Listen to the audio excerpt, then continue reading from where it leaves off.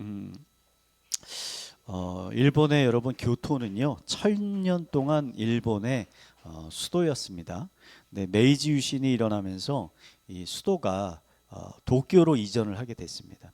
수도가 도쿄로 이전이 됐지만 교토는 여전히 일본의 전통 문화의 중심지였습니다. 교토에는 1000개 이상의 사찰과 신사가 있고 또 마치아라고 불리우는 이 전통 목조 가옥들이 굉장히 많은 도시였습니다.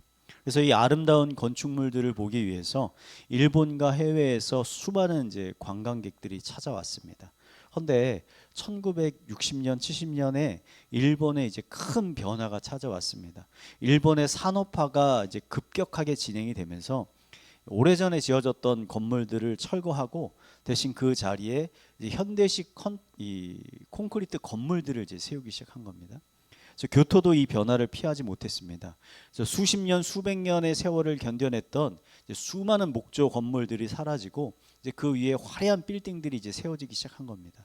근데 얼마 지나지 않아서 이 교토를 찾는 관광객들의 숫자가 급격하게 줄기 시작하는 겁니다. 그래서 무언가 잘못됐다라는 것을 느낀 이 교토의 시민들이 교토만이 가진 장점이 무엇인지를 진지하게 이제 고민을 하게 된 겁니다.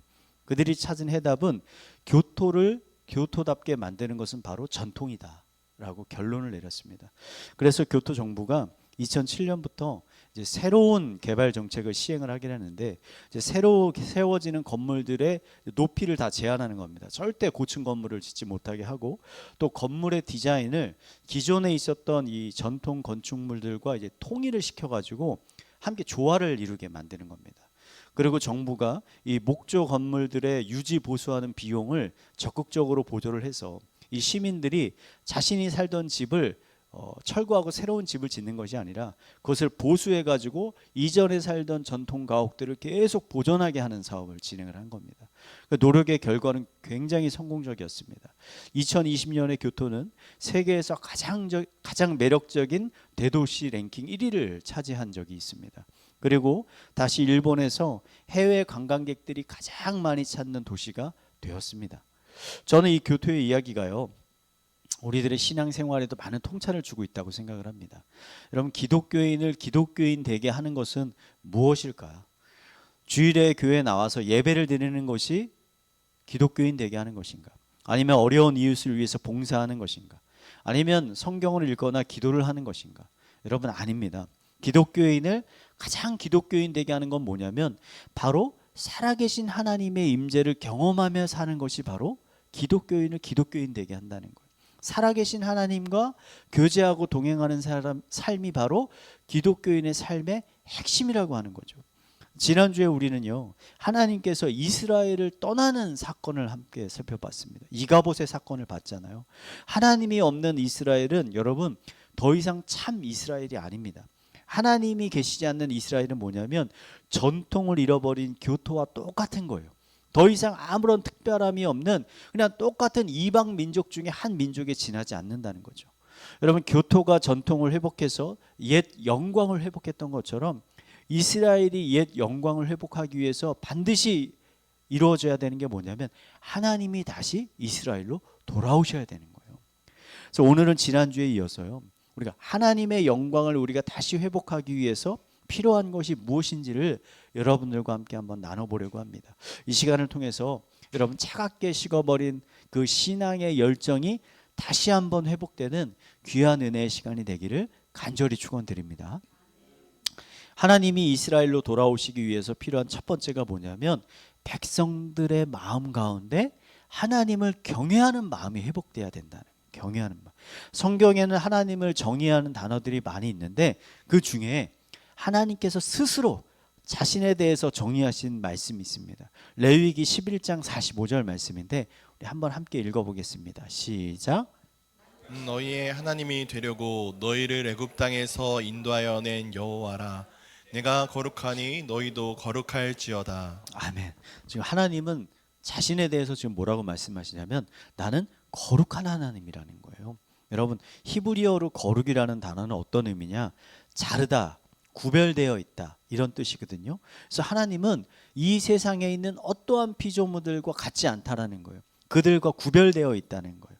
그래서 어리석은 인간들이 섬기고 있는 가짜 우상이 아니라 살아계신 하나님이라는 거예요. 이것을 가장 잘 보여주는 게 사무엘상 5장에 기록된 사건입니다.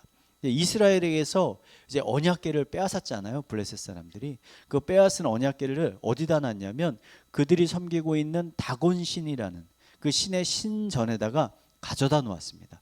그리고 하룻밤이 지나고 나서 가보니까 이 다곤 신상이 땅바닥에 엎드려져 있는 거예요. 그래서 신상을 다시 세워놨어요. 그리고 하룻밤 지나고 또 가봤어요. 가보니까 이번에는 신상이 바닥에 엎드려져 있는데 목도 잘려져 있고 팔도 잘려져 있는 거예요. 여러분, 이 사건이 보여주는 게 뭡니까? 하나님은 이 블레셋 사람들이 섬기고 있는 우상과는 다르다는 거예요. 하나님은 스스로 움직이지 못하는 우상이 아니라 살아 역사하시는 유일하신 하나님이라는 것을 이 사건이 보여주는 거죠. 그날 이후로 이 하나님의 언약궤가 가는 곳곳마다 전염병과 재난이 발생하기 시작합니다. 이 또한 하나님이 지금 스스로 살아계시다라는 것을 보여주는 매우 중요한 증거라는 거죠. 여러분, 하나님의 영광을 우리가요 회복하기 위해서 가장 먼저 해야 되는 것은 이 하나님이 이런 구별된 거룩한 하나님이라는 것을 이 경외하는 마음을 우리가 회복해야 된다는 거죠. 아멘이시죠? 여러분, 현대 기독교인들이요 하나님을요 너무 편하게 생각합니다. 지나치게 편하게 생각합니다. 왜냐하면 교회에서 맨날 여러분 교회 지나가면 가장 많이 붙어있는 표어가 뭔지 아세요? 하나님은 당신을 사랑하십니다. 이거예요. 그러니까 이 말을 무한 반복하니까 어떻게 되냐면 사람들이 하나님이 나를 위해서 존재하시는 분으로 착각하는 거예요. 날 계속 사랑한다고 하니까. 여러분, 이거는 완전한 착각이죠. 여러분, 하나님이 나를 위해서 존재하는 것이 아니라 내가 하나님을 위해서 존재하는 거예요. 여러분, 이게 상식적으로 어떻게 창조주가 피조물을 위해서 존재할 수가 있습니까? 당연히 피조물이 창조주를 위해서 존재하는 거잖아요. 근데 너무나 많은 기독교인들이 이 상식적인 생각을 못하고 하나님을 어떻게 생각하냐면 그냥 자신의 육신의 부모처럼 착각할 때가 많아요. 그래서 내가 떼를 쓰고 고집을 부리면 하나님께서 나를 좀 도와주셔야 되는 분으로 하나님을 생각하는 거예요. 그래서 이렇게 하죠. 내 기도를 안 들어주시면요, 이 기도 안 들어주시면 저 예배 안 나갑니다. 하나님께 안 나갈 거예요. 협박을 해요. 여러분, 이것도 매우 큰 착각입니다. 여러분, 우리가 예배를 드리지 않는다고 해서 하나님께 도대체 무슨 손해가 있습니까? 아무런 손해가 없어요. 우리가 예배하지 않는다 그래서 하나님의 영광이 줄어들게 되는 겁니까? 아닙니다. 우리가 하나님을 예배하지 않고 찬양하지 않아도 온 우주 만물이 하나님을 지금 찬양하고 있다라고. 예수님이 그렇게 말씀하시잖아요. 백성들이 찬양하지 않으면 저 땅바닥에 있는 돌들도 찬양할 거라고 예수님이 말씀하시잖아요. 여러분, 하나님을 예배하지 않을 때 가장 큰 손해를 보는 사람은 누구냐? 내가 손해를 보는 거예요. 내가. 왜냐하면 하나님의 예배 가운데 우리 가운데 풍성한 영적인 은혜들을 부어주시잖아요. 이 은혜를 놓치게 되는 거죠. 그래서 제가 지난주에 말씀드렸잖아요. 많은 가나안 성도들이 예배를 드리지 않고 있는 것을 자신이 선택했다라고 착각을 하고 있는데 이거 정말 잘못된 생각이다. 하나님께서 그 사람에게서 오히려 영광을 옮기신 거다. 그 사람의 예배가 받기 싫으시기 때문에 예배의 문을 그 사람에게 닫아버린 거다 라고 제가 말씀드렸잖아요. 그러므로 여러분, 예배에 우리가 문을 다시 열기 위해서, 하나님의 영광을 회복하기 위해서 가장 먼저 필요한 건 뭐냐면 하나님을 경외하는 마음을 우리가 회복해야 됩니다. 우리 사무엘상 2장 30절 말씀 한번 읽어볼까요? 한번 읽어보겠습니다. 시작. 그러므로 이스라엘의 하나님 나 여호와가 말하노라. 내가 전에 내 집과 내 조상의 집이 내 앞에 영원히 행하리라 하였으나 이제 나 여호와가 말하노니 결단코 그렇게 하지 아니하니라. 나를 존중히 여기는 자를 내가 존중히 여기고 나를 멸시하는 자를 내가 경멸하리라. 여러분, 이 말씀은요, 하나님이 자신들의 탐욕을 채우기 위해서 하나님의 성막을 더럽힌 엘리 제사장 가문에게 하신 경고의 말씀이에요. 하나님이 그들을 버리신 이유가 뭡니까? 그들이 하나님을 멸시하였다. 존귀히 여기지 아니하였다. 하나님을 살아계신 하나님으로 여기지 않고 마치 우상들과 같이 보지 못하고 듣지 못하는 그런 우상으로 하나님을 취급했다라는 거예요. 여러분 하나님은요 어떤 하나님이세요? 살아계신 하나님. 그래서 우리의 모든 행위와 우리의 모든 마음을 감찰하고 계시는 하나님이에요. 그래서 하나님은 어떤 하나님이냐? 자신을 경외하는 사람을 찾고 계신 하나님. 진정으로 자신을 예배하는 사람을 찾고 계신 하나님이시라는 거죠. 그리고 진정으로 경외하는 마음을 가지고 예배하는 자들을 축복하시고 그들과 동행하시는 하나님이시라는 거예요. 여러분 하나님의 은혜와 영광을 다시 회복하고 싶으시다면 여러분 가장 먼저 여러분의 마음 가운데 하나님을 경외하는 마음을 회복하시기 바랍니다. 우리 옆에 분에게 강하게 권면합시다. 하나님을 경외합시다. 자, 언약궤가 가는 곳마다 전염병이 발생하니까, 재난이 발생하니까 이 블레셋의 제사장과 점쟁이들이 함께 모여서 회의를 합니다. 회의를. 교토 그 사람들이 회의를 했던 것처럼 도대체 뭐가 문제냐. 그리고 이 재앙이 없어지기 위해서 우리가 뭘 해야 되느냐. 회의 결과 이것은 우리가 하나님께 뭔가 잘못을 한 거다. 그래서 하나님께 속건제를 드려야 된다라고 결론을 내립니다. 여러분 속건제는 히브리어로 아삼이라는 단어인데 이게 무슨 뜻이냐면 배상이라는 뜻을 가지고 있어요. 배상. 그래서 잘못을 저질렀을 때 그 잘못을 구체적으로 인정하고 배상을 하는 제사가 바로 속건제입니다. 속건제. 그러니까 블레셋 사람들은 하나님께 드릴 이 배상의 제물로 금 독종 5개, 금쥐 5개를 만들었거든요. 이 제물이 각각 5개인 이유는 블레셋의 5개 큰 도시를 의미하는 거예요. 그 도시를 대표하는 5명의 방백. 그래서 5개를 만들었거든요. 그리고 그들이 그 독종 5개, 금쥐 이걸 만들었잖아요. 모양을. 이것은 자신들에게 임한 재앙의 모습을 형상화해서 그것을 만든 겁니다. 독종이 문제였으면 독종을 만든 거고 쥐가 문제였으면 쥐를 만들었다는 거예요. 여러분 이게 굉장히 중요합니다. 의미가 있어요. 이게 무슨 의미냐면 하나님께 막연히 잘못했습니다라고 하는 게 아니라 정확히 그들이 뭘 잘못했는지를 그 잘못 때문에 무엇이 망가졌는지를 구체적으로 지금 하나님께 고백을 하는 거예요. 그러니까 블레셋 사람들이 여러분 비록 이방인들이었지만 하나님 앞에 자신들이 죄를 범했을 때 이것을 어떻게 해결해야 되는지를 잘 이해하고 있는 사람들입니다. 앞서 말씀드렸듯이 하나님의 영광이 이스라엘에서 떠난 이유가 뭡니까? 이스라엘 백성들의 삶 가운데 하나님이 기뻐하시지 않는 죄악들이 있었기 때문에 하나님이 떠나게 되신 거잖아요. 그러니까 여러분 한번 생각을 해보세요. 지금 날씨가 요새 많이 더워졌잖아요.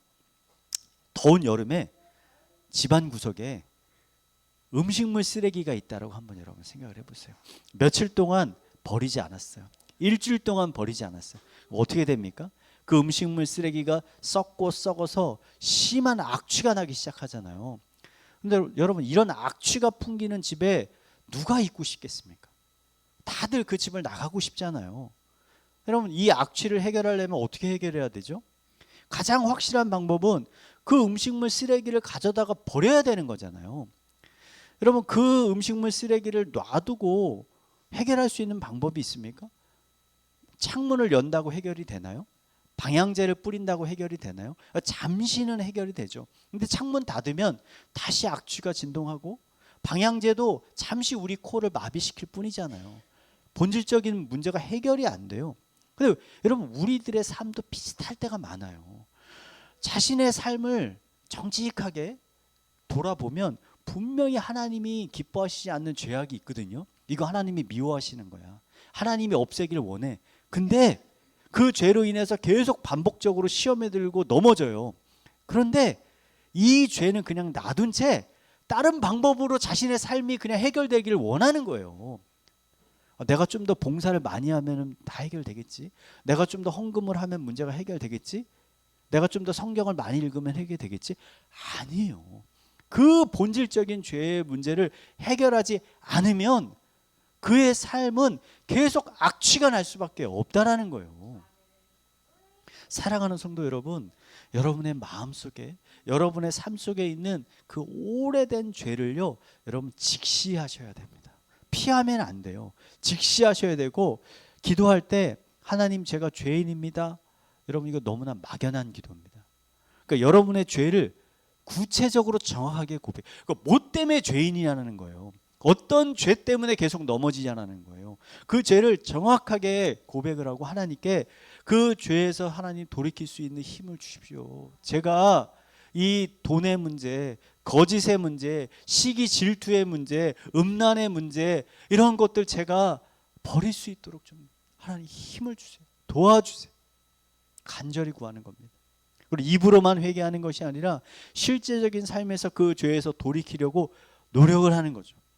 그래서 여러분의 삶에 있는 그 오래된 죄와 또 오래된 그 악취에서 벗어날 때 여러분 하나님의 영광이 여러분의 삶에 다시 회복되게 될 것입니다.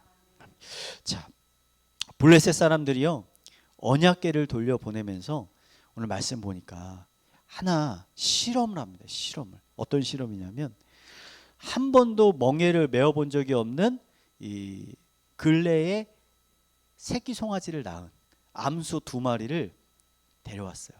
그러고서 수레에 그 암소를 연결했습니다. 그러고서는 그 새끼 송아지들은 집에 가둬놨어요. 그 원래 암소가 있던 집에 가둬놨어요. 그러고는 암소들이 알아서 길을 가게 하는 거예요. 어느 길로 가든지. 그러자 암소들이 말씀을 보니까 이스라엘 땅으로 곧바로 걸어가는 겁니다. 근데 여러분 이게요 상식적으로 맞지 않는 겁니다. 왜냐하면 지금 이 암소들이 수레를 끌도록 한 번도 훈련 받아본 적이 없어요. 한 번도 멍에를 써본 적이 없어요. 그러니까 이 소들은 어느 한 곳으로 가도록 훈련되지 않았다라는 거예요. 근데 2마리가 딱 수레를 맸을 때 원래는 우왕좌왕해야 되는 거예요. 제대로 가지 못해야 돼요. 근데 똑바로 이스라엘로 걸어가는 거예요. 뿐만 아니라 자기들이 갓 낳은 새끼 송아지가 지금 집에 있잖아요. 그러면 엄마는 어디로 가야 됩니까? 집으로 가야 되잖아요. 원래는. 근데 집에 정반대에 있는 이스라엘로 이 암소들이 걸어가고 있는 거예요. 성경이요 뭐라고 써 있냐면 이 소들이 울면서 걸어갔대요. 울면서. 그럼 왜 우는 거예요? 배고파서 우는 거예요? 아니죠. 새끼들이 보고 싶어서 우는 거예요. 지금 울면서도 이스라엘 땅으로 곧바로 걸어가는 겁니다. 그럼 어떻게 이런 일이 일어나게 된 거죠? 하나님께서 이 암소들의 발걸음을 이스라엘로 이끄셨기 때문에 암소들이 갈 수밖에 없었던 거예요. 이게 왜? 하나님이 이스라엘로 다시 돌아가시기로 결정하셨기 때문인 거라는 거예요. 저는 언약궤가 이스라엘로 돌아오는 사건을 보면서 하나님의 영광을 회복하는 데 있어서 가장 중요한 게 그렇다면 뭐냐? 그것은 바로 하나님의 변하지 않는 사랑과 은혜라는 생각이 듭니다. 여러분 이스라엘 백성들이요 아직 변하지 않았습니다. 그들의 마음속에 아직 하나님을 경외하는 마음이 있지 않습니다. 그것에 대한 확실한 증거가 뭐냐면 이스라엘로 돌아온 언약궤, 이스라엘로 언약궤가 돌아왔잖아요. 근데 그 언약궤를 열어보다가 수많은 백성들이 죽게 되는 사건이 있거든요. 암소가 이끄는 수레가 이스라엘 영토로 딱 돌아왔어요. 벳세메스라는 도시로 왔거든요.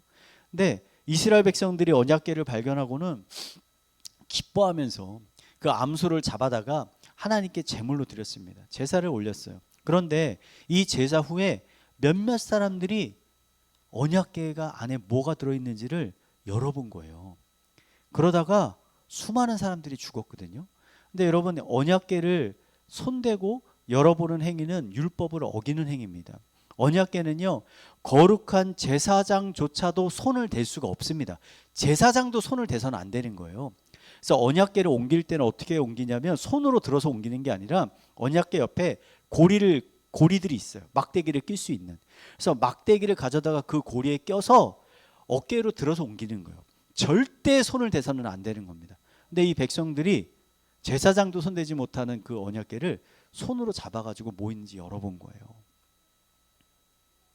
근데 여러분 한번 좀 궁금하지 않으세요? 이 백성들이 언약궤를 왜 열어봤을까? 왜 열어봤을까? 성경에는 그 이유가 기록되어 있지 않는데 제가 정황을 보니까 이유를 유추해 볼 수 있습니다. 여러분 암소가 끌고 온 수레에는 언약궤 말고도 상자 하나가 더 있었어요. 이 상자가 뭐냐? 아까 블레셋 사람들이 속건제로 드린 금으로 만든 보물들이 함께 담겨 있었어요. 그러니까 사실은 이건 보물 상자나 다름없는 거예요. 그러니까 이스라엘 백성들이 그 보물 상자를 열어서 자기들이 가졌겠죠? 그 다음에 어떤 생각을 했어요? 혹시 저 언약궤 안에도 이런 보물들이 들어있는 거 아니야? 라는 탐욕스러운 마음으로 하나님의 언약궤를 열어봤을 수 있다. 제 개인적인 추측입니다. 아니면 언약궤 안에 도대체 뭐가 들었을까 하는 궁금한 마음을 가지고 열어봤을 수도 있습니다. 하지만 목적이 어떻게 되었건 여러분, 하나님의 거룩한 언약궤를 함부로 열어본다는 것 자체가 이 백성들이 하나님에 대한 경외심이 없었다라는 것을 우리에게 가르쳐 주는 거예요. 여러분, 이스라엘 백성들은 아직 하나님을 맞을 준비가 되지 않았어요. 하지만 하나님은 그런 이스라엘 백성에게 다시 돌아오셨습니다. 이유가 뭡니까? 제가 아무리 생각을 하고 생각해봐도 한 가지 이유밖에 찾을 수가 없습니다. 그 이유는 하나님께서 이스라엘 백성을 여전히 사랑하고 계시기 때문에. 바울은 이런 하나님의 사랑을 어떻게 고백하냐면 로마서 5장 8절 유명한 말씀이죠. 우리 한번 읽어볼까요? 한번 읽어보겠습니다. 시작. 우리가 아직 죄인 되었을 때 그리스도께서 우리를 위하여 죽으심으로 하나님께서 우리에 대한 자기의 사랑을 확증하셨느니라. 아멘. 제가 설교를 준비하면서 저 자신에게도 많은 질문을 던졌습니다. 정녕 나는 하나님이 함께 거하시는 만큼 거룩한 삶을 나는 살아가고 있는가? 혹시 내 집에는 악취를 풍기는 죄악들, 쓰레기들이 잔뜩 있지는 않은가? 그런 질문들을 던져보니까요, 하나님 앞에 부끄러운 게 참 많은 거예요. 어떨 때는 내가 하나님이라도 나와 함께 하고 싶지 않다, 이런 생각이 드는 죄악들도 있는 거예요. 그런데 하나님이 이런 연약하고 부족한 사람의 예배를 받아주시고 또 기도에 응답을 해주십니다. 하나님의 영광을 거두지 않으시고 여전히 저희 삶에 은혜를 베풀어 주고 계십니다. 여러분, 우리 삶에 하나님의 영광이 머물고 있는 건 여러분 우리가 거룩하고 선한 삶을 살고 있기 때문이 아닙니다. 전혀 그렇지 않습니다. 성경은 하나님 앞에 단 한 사람도 의로운 사람이 없다라고 말하고 있어요. 하나님의 거룩한 기준에 도달할 사람이 아무도 없다는 겁니다. 그럼에도 불구하고 하나님이 우리를 떠나고 계시지 않은 이유는 하나죠. 우리를 사랑하고 계시기 때문에. 잠시 멀어졌다가 다시 돌아오시는 이유도 동일합니다. 우리를 사랑하고 계시기 때문에. 그러면서 우리가 신앙생활을 하면서 여러분 놓치지 말아야 될 중요한 게 뭐냐면, 나를 향한 하나님의 사랑은 결코 변하지 않는다는 사실, 여러분 이거를 놓치지 않는 거예요. 여러분, 신앙생활 하다가 언제든지 넘어질 수 있잖아요. 우리 넘어질 수 있습니다. 시험에 들 수 있습니다. 낙심할 수 있어요. 기도와 말씀을 잃어버리고 심지어 예배 드리는 것까지 다 잃어버릴 수 있어요. 그래서 한동안 하나님과 아무런 상관없는 삶을 살게 될 수도 있습니다. 그런데도 불구하고 우리가 그 가운데 결코 놓치지 말아야 되는 것은, 그런 나를 하나님께서는 포기하지 않으신다. 이렇게 심한 악취를 풍기는 세속적인 마음을 가진 나를, 시기, 질투, 미움, 탐욕이 가득한 나를 하나님이 포기하지 않으신다. 마치 탕자가 집 나간 그 집을 다시 돌아갔을 때 그 아버지가, 탕자가 냄새가 나잖아요. 돼지 우리에서 뒹굴었잖아요. 얼마나 악취가 풍기겠습니까? 그 악취 나는 아들을 달려와서 꼭 안아주셨던 것처럼 하나님께서 분명히 우리를 만나 주실 거라는 겁니다. 이 사실을 믿으시고요, 언제든지 여러분 하나님의 도움이 절실하게 필요할 때 오늘 로마서 5장 8절의 말씀을 붙들고 하나님께 나아가시기 바랍니다. 하나님의 은혜를 구하시기 바랍니다. 하나님께서 여러분의 기도를 들으시고 여러분에게 돌아오실 것입니다. 여러분의 삶에 다시 한번 하나님의 놀라운 영광이 비춰지게 될 것입니다. 이 시간 함께하고 계시는 성도님들의 삶 가운데 이런 하나님의 놀라운 영광이 회복되게 되기를 마지막으로 축원드리겠습니다.